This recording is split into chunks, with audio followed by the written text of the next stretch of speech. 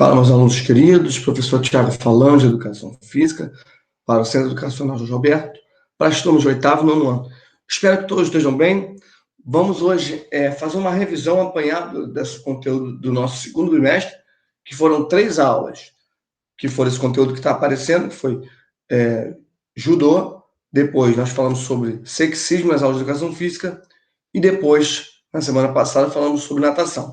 Então, esses serão os 3 conteúdos da AV3 e AV4, que já está que é 2 semanas, se eu não me engano, vocês vão estar fazendo essa prova. Então, hoje eu vou dar uma revisão do conteúdo, e semana que vem eu dou uma revisão em questionário e corrijo aqui no vídeo. Aí, na outra semana, vocês fazem a prova. Tá? Então, só um minutinho, já vai aparecer aí para vocês.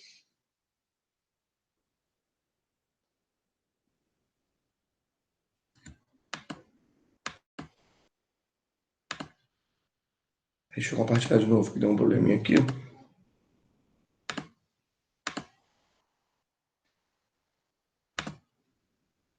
Foi. Vamos lá. Só para relembrar. Judô é uma arte marcial esportiva, foi criado no Japão em 1882 pelo professor de educação física Jigoro Kano. Ao criar esta arte marcial, Kano tinha como objetivo criar uma técnica de defesa pessoal, além de desenvolver o físico, espírito e mente. Esta arte marcial chegou ao Brasil no ano de 1922, em pleno período da imigração japonesa. O judô teve uma grande aceitação no Japão, espalhando-se posteriormente para o mundo todo, pois possui a vantagem de unir técnicas do jiu-jitsu, arte marcial japonesa, com outras artes marciais orientais. Com seu trabalho, Jigoro Kano conseguiu criar uma modalidade que não se restringisse a homens com vigor físico, se estendendo a mulheres, crianças e idosos de qualquer altura e peso. Código moral do judô. Visando fortalecer o caráter filosófico da prática do judô e fazer com que os praticantes do judô crescessem como pessoas, o mestre Jigoro Kano idealizou um código moral baseado em 8 princípios básicos. Cortesia, para ser educado no trato com as pessoas, no trato com os outros. Coragem, para enfrentar as dificuldades com bravura. Honestidade, para ser verdadeiro em seus pensamentos e ações. Honra, para fazer o que é certo e se manter de acordo com seus princípios. Modéstia, para não agir e pensar de maneira egoísta. Respeito, para conviver harmoniosamente com os outros. Autocontrole, para estar no comando das suas emoções. Amizade, para ser um bom companheiro e amigo. São os 8 princípios, os códigos básicos do moral do judô. Esporte olímpico, né? Prosseguindo com a organização da Kodokan, que é a academia da competição e academia do Jigoro Kano, e buscando aprovar os regulamentos do judô, mestre Kano tornou-se o primeiro membro asiático do Comitê Olímpico Internacional em 1909 e trabalhou para a propagação do esporte no mundo todo. O judô passou a fazer parte do programa olímpico, oficialmente nos Jogos de Tóquio, em 1964. Vamos falar um pouquinho agora sobre as regras. As lutas de judô são praticadas em um tatame de formato quadrado de 14 a 16 metros de lado. Cada luta dura até 5 minutos. Vence quem conquistar o ippon primeiro. Se ao final de luta nenhum judô conseguir o ippon, vence aquele que tiver mais vantagens. Ippon é o objetivo do judô. É como se fosse um nocaute, né? É o ponto completo. O ippon é conquistado quando o judoca consegue derrubar o adversário, imobilizando com as costas ou ombros no chão durante os 30 segundos, ou quando ocorre uma queda do adversário com as costas totalmente no chão. Quando o ippon é concretizado, o combate se encerra. Vazare. Outra forma de conquistar o ippon é através de obtenção de 2 vazare, que valem meio ponto de vantagem. O vazare é um ippon que foi mal aplicado, que foi aplicado de forma incompleta, desculpa. Ou seja, o adversário cai sem ficar com os 2 ombros no tatame. Yuko. Quando o adversário vai ao solo, cada yuko vale 1/3 de ponto. Koka, menor pontuação do judô, vale 1/4 de ponto. Ocorre quando o adversário cai sentado. Outros 4 kokais não geram o fim da luta, embora eles sejam acumulativos, né? Proibições. No judô não são permitidos golpes no rosto ou que possam provocar lesões no pescoço ou vértebras. Quando esses golpes são praticados, o lutador é penalizado e, em caso de reincidência, pode ser desclassificado. Federações e confederações. As competições internacionais de judô são organizadas pela Federação Internacional de Judô. No Brasil, a Confederação Brasileira de Judô organiza os campeonatos nacionais. Graduações ou faixas. No Brasil, as graduações de judô são feitas através das cores das faixas, que são amarradas no kimono, espécie de roupão usado pelos judocas. São elas de menor nível para maior: branca, cinza, azul, amarela, laranja, verde, roxa, marrom e, por último, a preta. Beleza. É uma breve revisão. Vamos para o próximo conteúdo.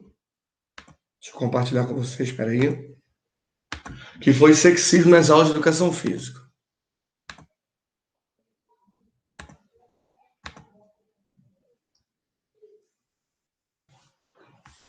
Beleza?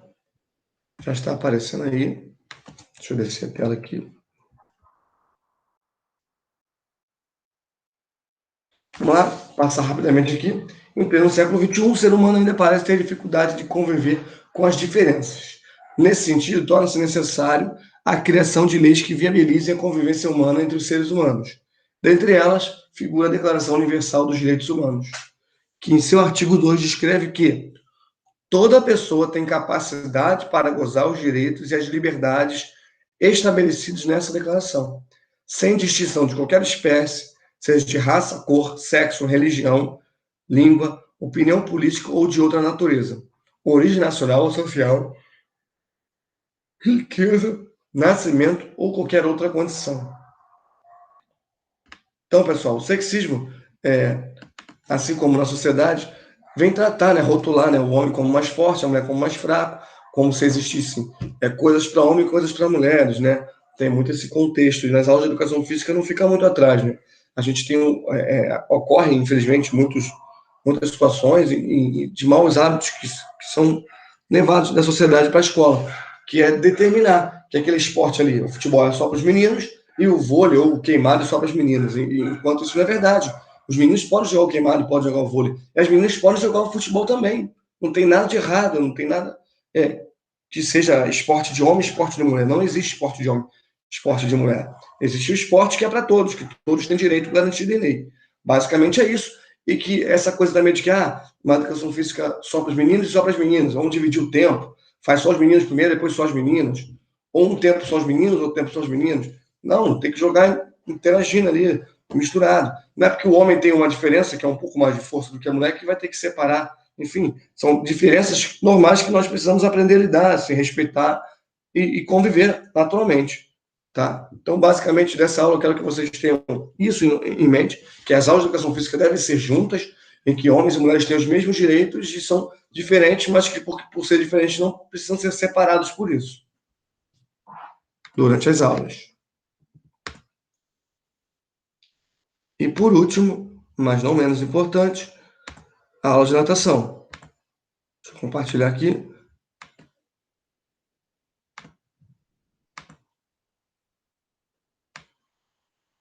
Vamos lá.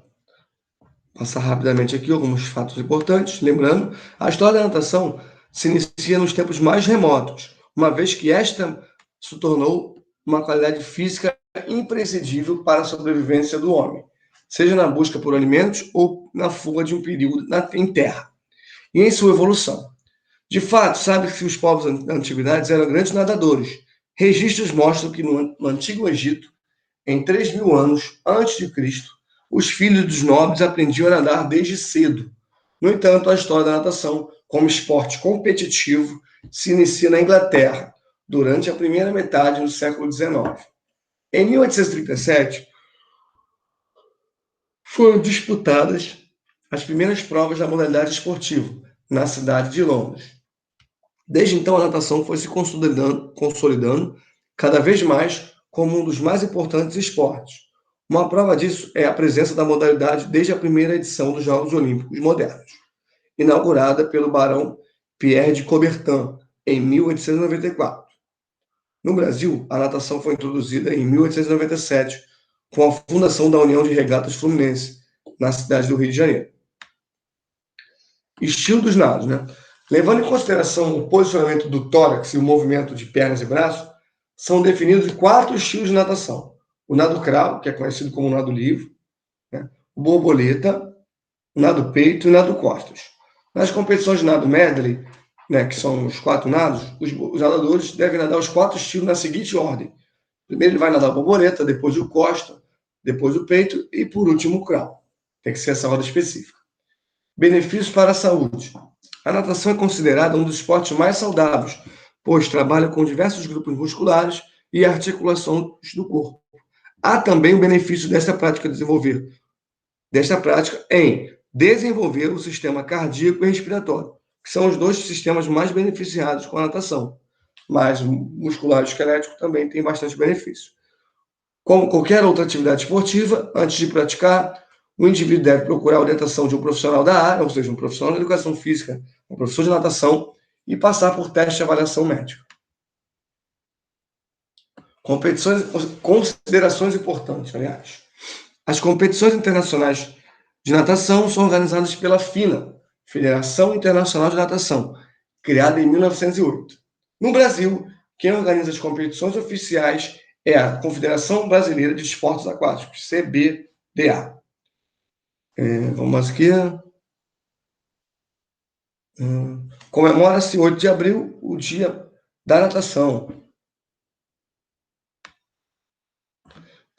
A natação pode ser praticada de alguns motivos, entre elas aí, ó, de forma competitiva, de forma com trabalho, ou seja, os mergulhadores, e até mesmo para salvar a vida de pessoas que estão sendo afogadas. Então, essa é a importância da natação para o dia a dia também aí. Algumas regras da natação profissional, né? Quando o atleta queima a saída, uma vez, ele é eliminado. Quando nenhuma parte do corpo do atleta encosta na borda da piscina durante a virada, ele também é eliminado.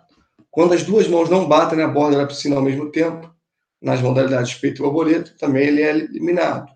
Em provas com revezamento, a equipe poderá ser eliminada se o atleta que estiver aguardando pular na piscina